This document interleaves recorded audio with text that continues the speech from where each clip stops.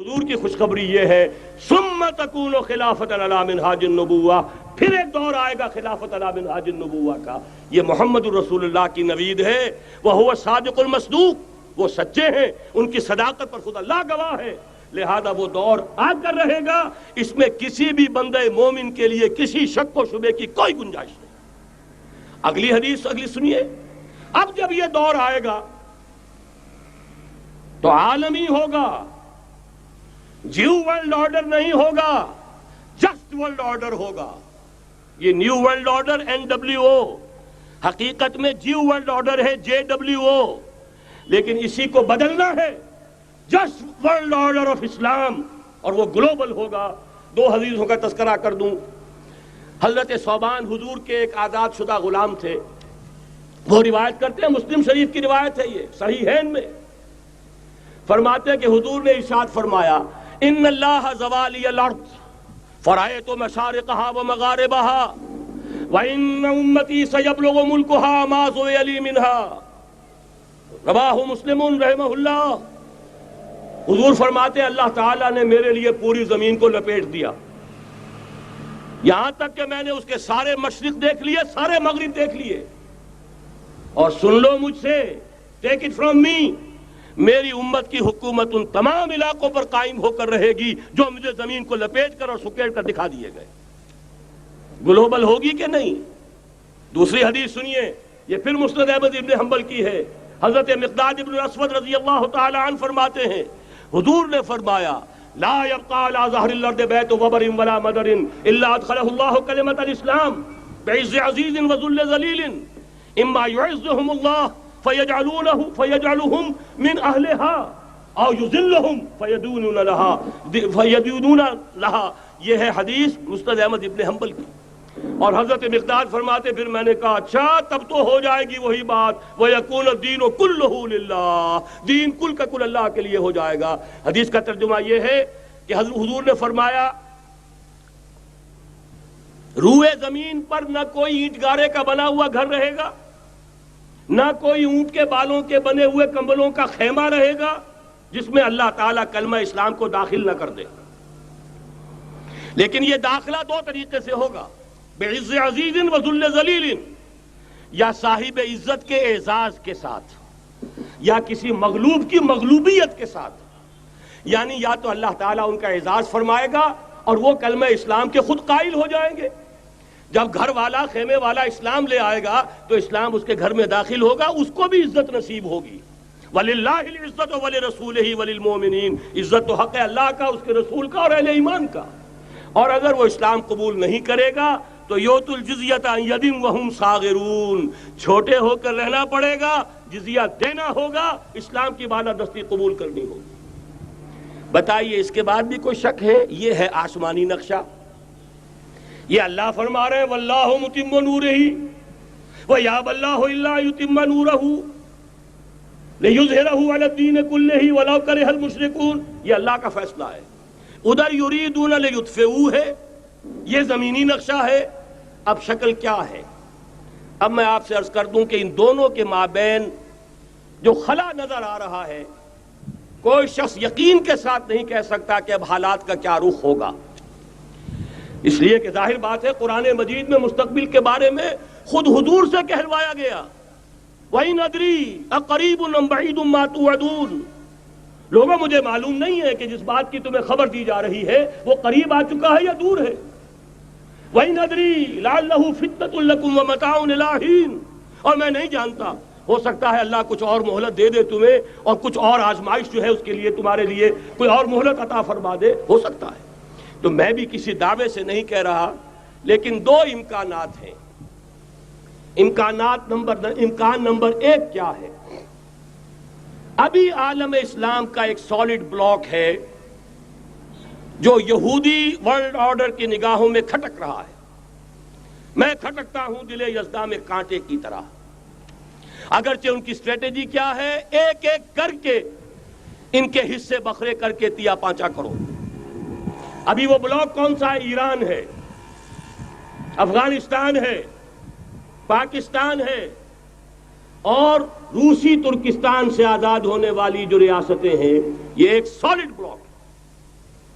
یہ عجمی مسلمان عربی نہیں، عربی گئے، یہ نوٹ کر لیجئے، اس لیے کہ عربوں کو اللہ نے فضیلت دی تھی، محمد ان میں سے تھے صلی اللہ علیہ وسلم، یہ رتبہ بلند ملا جن کو مل گیا، لیکن ساتھ ہی اللہ نے دھمکی بھی دے دی تھی سورہ محمد میں، ان تتولوا یستبدل قوما غیرکم، اگر تم پیٹھ دکھا دو گے اس مشن کو جو ہم نے تمہارے حوالے کیا ہے، تمہیں ہٹائیں گے، کسی اور کو لے آئیں گے۔ اور یہ بات ہو چکی ہے 13ویں صدی عیسوی میں، 1258 میں جب سقوط بغداد ہوا ہے، عربوں کے ہاتھ سے عالم اسلام کی قیادت چھین لی گئی، معزول کر دیے گئے۔ اس کے بعد قیادت کن کے ہاتھوں میں آئی؟ ترکوں کے ہاتھ میں، ترکان تیموری ہندوستان میں، ترکان صفوی ایران میں، ترکان سلجوقی مڈل ایسٹ میں، اور ترکان عثمانی کا تو کہنا ہی کیا ہے، وہ ایشیا مائنر سے چل کر آپ کو معلوم ہے کہ مشرقی یورپ کا کتنا بڑا علاقہ، دی گریٹ آٹومان امپائر اس صدی کے آغاز تک قائم تھی۔ اس صدی میں عجیب عجیب معجزے ہوئے ہیں۔ گریٹ آٹومان امپائر جو 3 بر اعظموں پر محیط، نام و نشان ختم۔ The great U S S R, نام و نشان ختم۔ اب تو روس صاحب ایک ملک کی حیثیت سے رہ گئے۔ یہ اس صدی میں دو اور وقت نہیں ہے میں اور آپ کو کیا بتاؤں، اس صدی میں تو بڑے بڑے عجیب عجوبے ہوئے ہیں، بڑی بڑی 2 عظیم جنگیں ہو چکی ہیں، تیسری جو ہے سر پر کھڑی ہے، دور نہیں ہے، جس کو حدیث میں کہا گیا ہے الملحمۃ العظمی، تاریخ انسانی کی عظیم ترین جنگ، اور وہی صلیبی جنگ جس کا آغاز بوسنیا سے ہو چکا ہے۔ بہرحال اس وقت جو میں کہہ رہا تھا، ورنہ میرے پاس تو یعنی یہ کہ درد دل کہنے کے لیے وقت نہیں ہے، مجھے اپنی بات کو محدود کرنا پڑ رہا ہے، لیکن میں اب آ رہا ہوں اصل موضوع کی طرف، کہ ایک امکان تو یہ ہے کہ اس بلاک میں اسلام کا احیاء ہو، اور اس کے لیے کچھ نویدیں بھی موجود ہیں احادیث نبویہ میں۔ وہ تو آپ نے سنا ہوگا اقبال کا شعر، میرے عرب کو آئی ٹھنڈی ہوا جہاں سے، میرا وطن وہی ہے، میرا وطن وہی ہے۔ حدیث میں آتا ہے یخرج ناس من المشرق یوتئون للمہدی، یعنی سلطان ہی، مشرق سے فوجیں نکلیں گی کہ جو کہ مہدی کی حکومت قائم کریں گی۔ یہ مہدی اہل تشیع کے مہدی اور ہیں، ہمارے مہدی اور ہیں۔ اہل تشیع کے عقیدے کے مطابق ان کے بعد میں امام جو روپوش ہو گئے تھے وہ امام مہدی ہیں، وہ ظاہر ہو جائیں گے، ابھی امام غائب ہیں، پھر وہ ظاہر ہو جائیں گے۔ ہمارے نزدیک یہ مہدی پیدا ہوں گے یا ہو چکے ہوں، اور یہ ہوں گے حضرت فاطمہ کی نسل ہی سے رضی اللہ تعالی عنہا، لیکن عالم عرب کے اندر پھر ایک طاقت بن کر ابھریں گے، باطل کی قوتوں کے خلاف جہاد کریں گے، لیکن ان کو مدد آئے گی 2 طرف سے، ایک زمینی مدد آئے گی مشرق سے، ایک آسمانی مدد آئے گی، عیسیٰ ابن مریم کا نزول، حضرت مسیح علیہ السلام جو زندہ آسمان پر اٹھائے گئے تھے نازل ہوں گے، اور در حقیقت ان 2 مددوں کے نتیجے میں پھر یہود کا قلع قمع ہوگا، اور یہی گریٹر اسرائیل ان کا گریٹر گریو یارڈ بن کر رہے گا، عظیم تر قبرستان بن کر رہے گا۔ اس کی بڑی واضح حدیثیں موجود ہیں، اس کی بڑی تفصیلی خبریں موجود ہیں، یہ احادیث کی کتب کے اندر، بدقسمتی سے ہماری اس کی طرف توجہ نہیں۔ ایک تو یہ ہو سکتا ہے، اسی طریقے سے ایک اور حدیث ہے، یخرج من خراسان رایات سود، اور یہ مسلم شریف کی روایت ہے، نوٹ کیجئے گا، نہیں ترمذی شریف کی روایت ہے، یخرج من خراسان رایات سود لا يردها شيء حتى تنصب بإيلیا، اور خراسان حضور کے زمانے میں آج کے افغانستان کا نام تھا۔ یہ افغانستان میں جو جہاد ہوا ہے، غلطیاں ہوئی ہیں اور غلطیوں کا خمیازہ بھگت رہے ہیں، یہ تو اللہ تعالیٰ کی سنت ہے جس میں اللہ نے صحابہ کو بھی ایگزمپٹ نہیں کیا، غلطی کی سزا دی ہے۔ 35 صحابہ کی غلطی غزوہ احد میں ہوئی، جہاں سے حکم تھا کہ مت ہٹنا، 50 میں سے 35 ہٹ گئے، نتیجہ کیا نکلا؟ فتح شکست میں بدل گئی، 70 صحابہ شہید ہو گئے۔ اللہ تعالیٰ نے فرمایا وَلَقَدْ صَدَقَكُمُ اللَّهُ وَعْدَهُ إِذْ تَحُسُّونَهُم بِإِذْنِهِ حَتَّى إِذَا فَشِلْتُمْ وَتَنَازَعْتُمْ فِي الْأَمْرِ وَعَصَيْتُمْ مِن بَعْدِ مَا أَرَاكُم مَّا تُحِبُّونَ۔ مسلمانوں، ہم سے گلہ نہیں کر سکتے، ہم نے اپنا وعدہ سچا کر دکھا دیا تھا، جبکہ تم انہیں گاجر مولی کی طرح کاٹ رہے تھے، لیکن جب تم ڈھیلے پڑ گئے، تم نے ڈسپلن کو توڑا، تم نے اختلاف کیا، تو سزا دی ہم نے۔ تو اگر صحابہ کرام رضوان اللہ تعالی علیہ مجمعین، خیر الناس بعد الانبیاء، پوری نوع انسانی کے اندر انبیاء کے بعد بلند ترین انسان، اگر ان کی بھی غلطی کا خمیازہ جو ہے اللہ نے چکھایا، کیوں چکھایا؟ ضروری تھا، آئندہ کے لیے سبق ہو جائے۔ یہ وَلِيُمَحِّصَ مَا فِي قُلُوبِكُمْ، تاکہ تمہارے دلوں کے اندر اگر کہیں کوئی کھوٹ ہے اور پاک کر دیں ہم۔ اس لیے بہرحال غلطیاں ہوئی ہیں افغانستان میں، ایک امام کے ساتھ بیعت نہیں تھی، بلکہ بدقسمتی اور بڑھ کر یہ ہے بیعت کر کے توڑ دی۔ عبد الرسول سیاف صاحب کے ہاتھ پر ہمارے پاکستان کے 7 گروپ جو تھے، انہوں نے عین حرم میں بیٹھ کر بیعت کی اور پاکستان آ کر بیعت توڑ دی۔ سزا اس کی مل رہی ہے، آپس کی خانہ جنگی یوں ہی نہیں ہو رہی، کوئی سبب ہے، لہذا یہ سزا تو ملے گی، لیکن جتنا خون یہاں پر خلوص کے ساتھ دیا گیا ہے اس کی مقدار بھی کم نہیں ہے، یہاں سے خیر برآمد ہوگا۔ اور دوسری بات اپنے بارے میں نوٹ کر لیجئے، یہ پاکستان، بچا کھچا Pakistan, what remains of Pakistan, یہ اصل میں ہے کیا؟ مولانا بہت خوبصورت انداز میں فرما رہے تھے، یہ 313 نہیں تھے، اسلام تھا۔ اسی طرح نوٹ کیجئے، پاکستان نہیں ہے، 4 صدیوں کی تجدیدی مساعی کا حاصل ہے۔ آپ نے کبھی نوٹ کیا ختم نبوت کے بعد اب سب سے اونچا منصب کس کا ہے؟ مجددین۔ سنن ابی داؤد کی روایت، ان اللہ یبعث فی ہذہ الامہ علی راس کل 100 عام من یجدد لها دینہا۔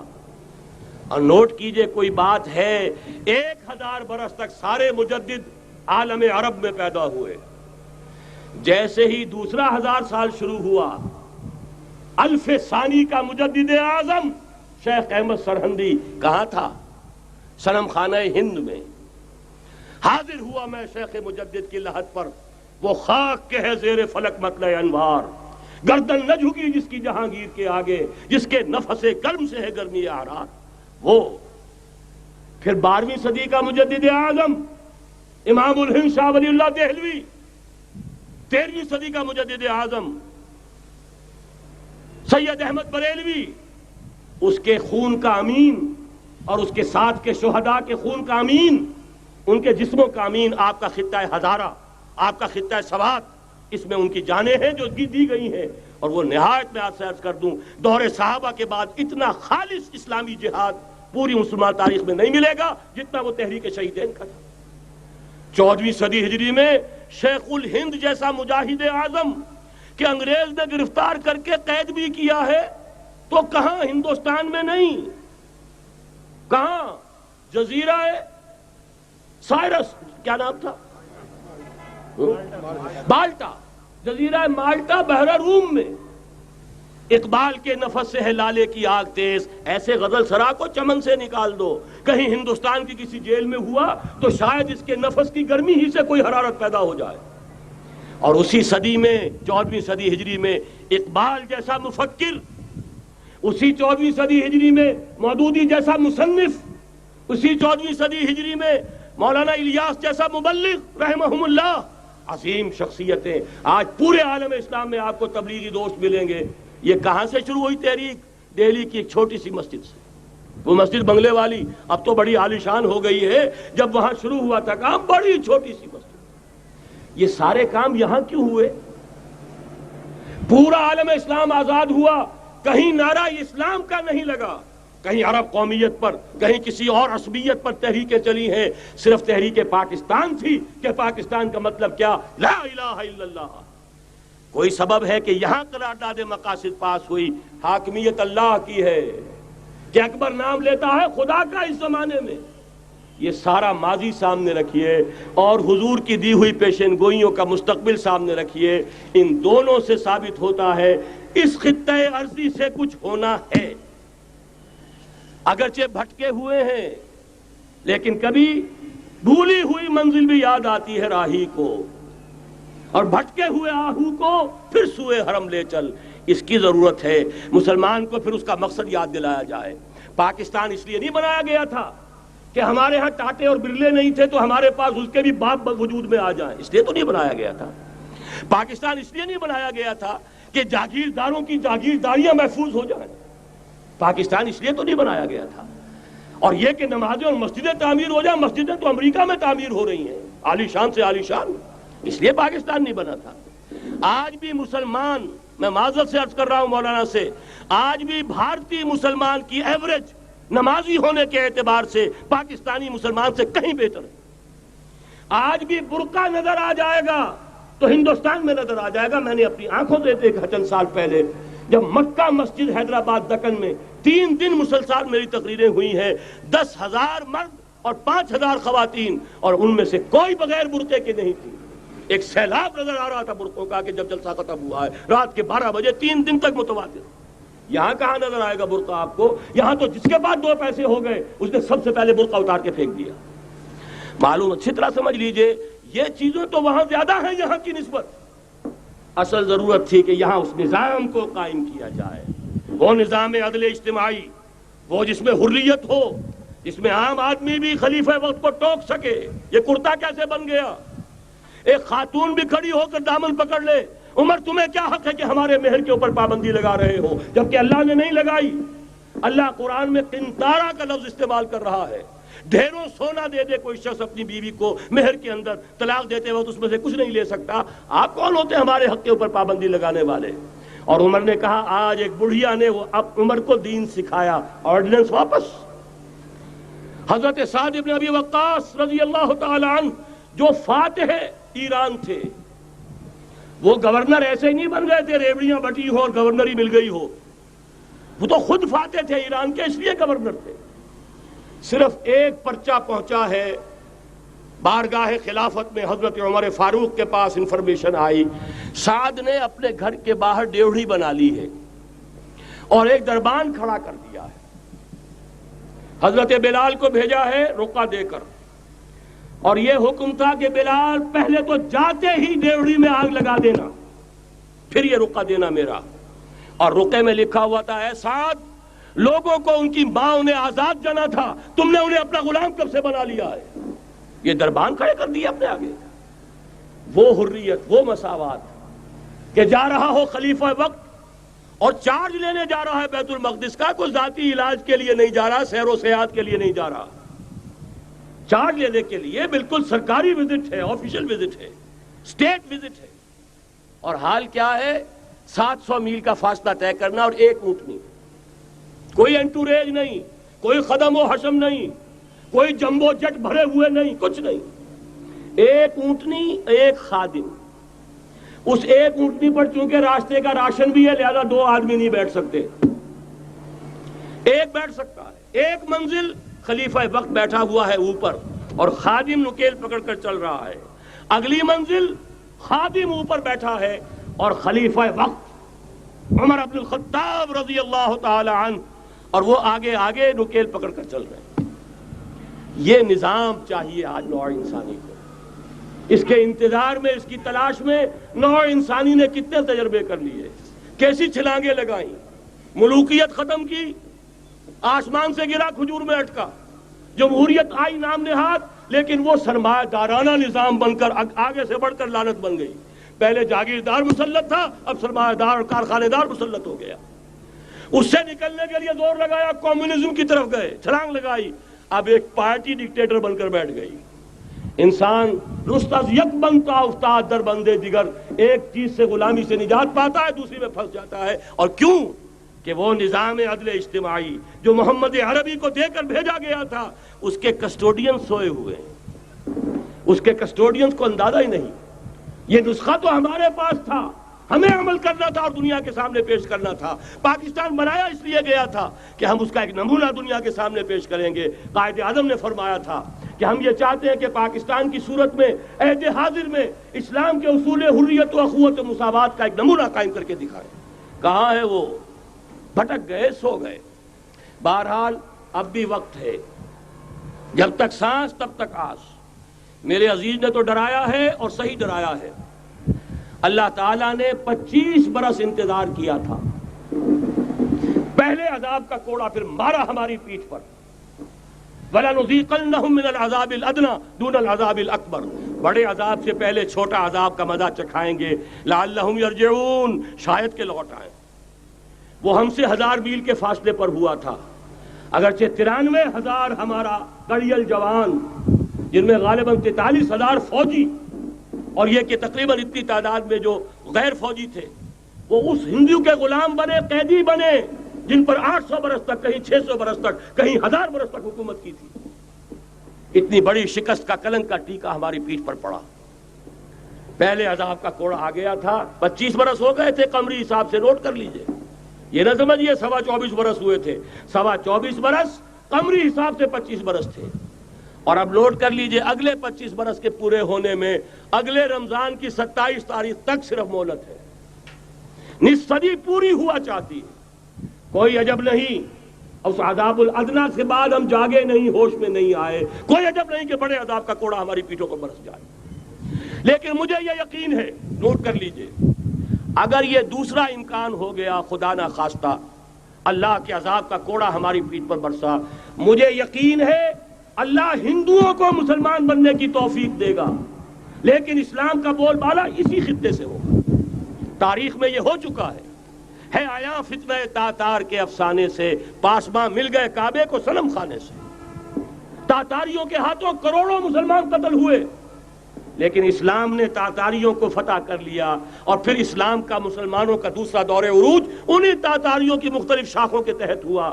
وہ تاتاری ہی تو تھے، وہ سارے ہورس، ٹرکش ہورس، ترکان تیموری، ترکان صفوی، ترکان سلجوقی، ترکان عثمانی، وہی تو سٹاک تو وہی ہے آیا فتنہ تاتار کے افسانے سے، پاسباں مل گئے کعبے کو صنم خانے سے، اس لیے کہ حضور نے فرمایا مشرق سے ہوگا، یہاں سے فوجیں چلیں گی، تو کوئی عجب نہیں۔ بہرحال یہ دو امکانات ہیں، لیکن اس کا فیصلہ تیرے ہاتھوں میں ہے، دل یا بدن، سیدھی بات۔ اگر تو اب بھی ہم ٹھیک ہو جائیں، جاگ جائیں، ہوش میں آ جائیں، قوم یونس کی طرح توبہ کر لیں، تو بغیر عذاب کے کوڑے کے رحمت خداوندی ہم پر سایہ کرے گی۔ اگر ہم نہ جاگے تو وہ عذاب کا کوڑا آئے گا۔ یہ نہیں میں کہہ سکتا ان ادری قریب بعید ما توعدون، یہ میں نہیں کہہ سکتا، یقین کے ساتھ جانتا ہوں کہ آئے گا، لیکن یہ کہ اس کے بعد بھی یہیں سے بول بالا ہوگا۔ اگر ہمارے ذریعے نہیں تو ان کے ذریعے سے، جو ہمیں شکست دے کر پھر اسلام قبول کر لیں گے، لیکن کیوں نہ پہلے ہی راستے پر چلنے کی کوشش کریں۔